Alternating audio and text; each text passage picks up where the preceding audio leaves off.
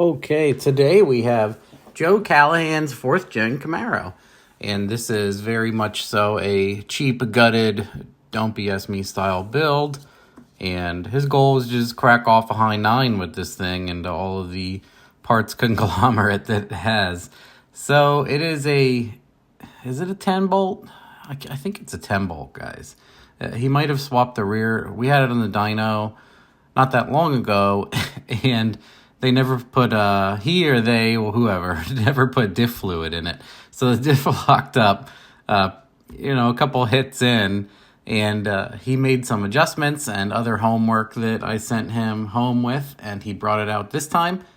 And this car has one of the LS engines, one of them, and then it has a cam in it. I can't remember which ones. Honestly, it's not that important anymore.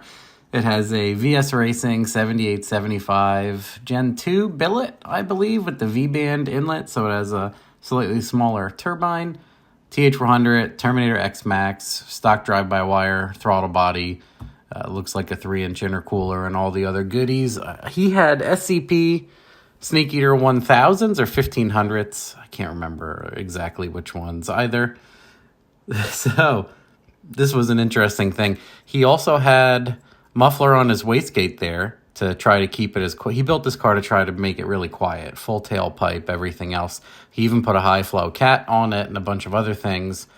So it wasn't making great power, and then towards the end we capped the turbine fairly easily because it's a smaller ratio than the T4 version. It's much smaller inlet. On top of all that, it did have the spray. We got the spray working great, but it's very interesting. This has happened maybe 4 times that I've seen.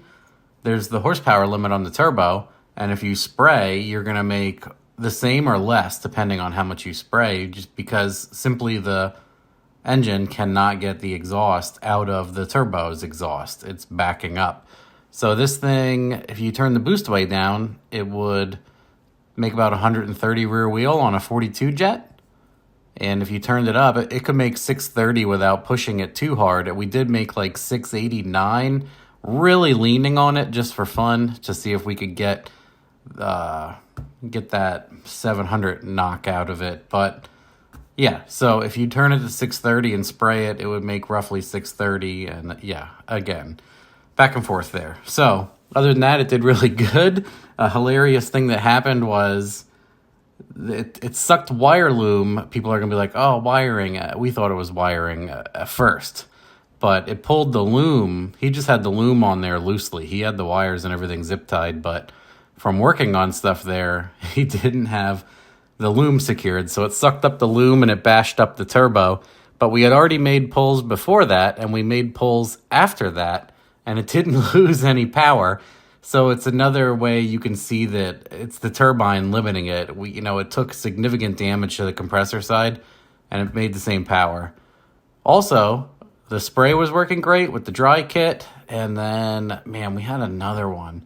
Oh, unbolting the exhaust, the tailpipe and the cat and everything on it picked up almost 100 rear wheel on higher boost. I think it went from 555 to 630 something. So yeah, quite a bit of rear wheel with just the exhaust off.